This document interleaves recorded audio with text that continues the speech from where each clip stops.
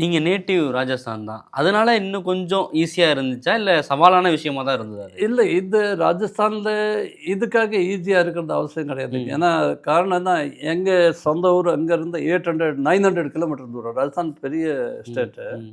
இந்த culture totally eastern Rajasthan, இங்கே culture totally different. உங்களுக்கும் அதுக்கும் தொடர்பே இல்லை. அந்த டோட்டலி டிஃப்ரெண்ட் கல்ச்சர். பட் இருந்தால் கூட கட்டாயம் ஒரு கம்ஃபர்ட் இது இருக்கும். நம்ம ஓன் ஸ்டேட் இருக்கும்போது சில என்ஃபார்மெண்ட்டில் பேசுகிறதுக்கு, சில போலீஸ் அங்கே பேசுகிறதுக்கு அது கொஞ்சம் அது ஒரு சின்ன உதவியாக இருந்திருக்கும். ஆமாம், சின்ன உதவியாக இருக்கதான். பட் பாக்கி எல்லாம் மேக்ஸிமம் குற்றவாளிகள், முக்கியமான குற்றவாளிகள் எல்லாம் செக்யூர் பண்ணுறது எல்லாம் ஹரியானா, உத்தரப்பிரதேஷ் அண்ட் பஞ்சாப். அதுவும் சாதாரண விஷயம் இல்லை. 20 நாட்களுக்குள்ள இந்த மொத்த குற்றவாளிகளையும் ஐடென்டிஃபிகேஷன் பண்ணி ட்ரேஸ் பண்ணி பிடிக்கிறது அப்படின்னு லிஸ்ட் அவுட் பண்ண அது ஒரு டிஃப்ரெண்ட் இது. ஆனால் எங்கள் டீம் ரொம்ப ஹார்ட் ஒர்க் பண்ணார். 4 டிஎஸ்பியும் அவங்க கிட்ட இன்ஸ்பெக்டர்ஸ் இருந்தாங்க. தில்லை நட்ராஜன் அவர் தான் இன்வெஸ்டிகேட் பண்ணுறாரு. நம்ம மதிவானன், டிஎஸ்பி மதிவானன், பலூலாவும் இன்ஸ்பெக்டர்ஸ், இவங்க எல்லாம் இன்ஸ்பெக்டர். அப்போ தனிகாச்சலம், அப்போ புகழண்டி ரொம்ப ஹார்ட் ஒர்க் பண்ணார். இவங்க இன்ஸ்பெக்டர்ஸாக. அப்புறம் அவர் ரொம்ப 2 சப் இன்ஸ்பெக்டர் ரொம்ப மேஜர் ரோல் அதில் ப்ளே பண்ணார். அந்த சப் இன்ஸ்பெக்டர்ஸ் ஒரு ஹபீப், ஒரு ரியாசுத்தீன் அண்ட் ஹபீப் 2 பேருக்கு ஒரு அட்வான்டேஜ் எல்லாம் கொஞ்சம் ஹிந்தி தெரியும்.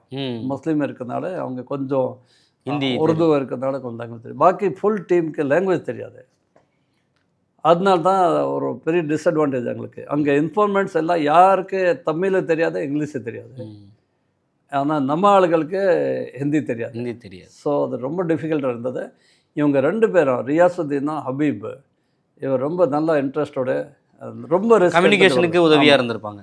கம்யூனிகேஷன் மட்டும் இல்லை, ஓமா பவரியா செக்யூர் பண்ணுறதுக்கு அவங்க டிஃப்ரெண்ட் ரோல். பிகாஸ் ஓமா பவரியா இவர் அங்கே ஃபர்ஸ்ட் அங்கே நாங்கள் ட்ரை பண்ணோம். அங்கேருந்து எஸ்கேப் ஆகிட்டா, எங்கேருந்து பஞ்சாபில் இருந்து. அது ஒரு டீட்டெயில் ஸ்டோரி.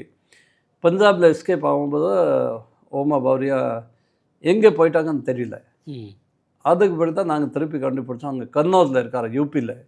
இப்போது மாந்தா ஒரு டிஸ்ட்ரிக் இருக்க பாகிஸ்தான் பார்டர் பஞ்சாப், அங்கேருந்து எஸ்கேப் ஆகிறா. ஓகே. அங்கேருந்து அப்புறம் ஹரியானா பிறகு டெல்லியில் யூபியில் அங்கே ஈஸ்டர்ன் யூபியில் போயிட்டான். பஞ்சாப்லேருந்து ஈஸ்டர்ன் யூபி. ஆமாம், கன்னௌஜில் போயிட்டான்.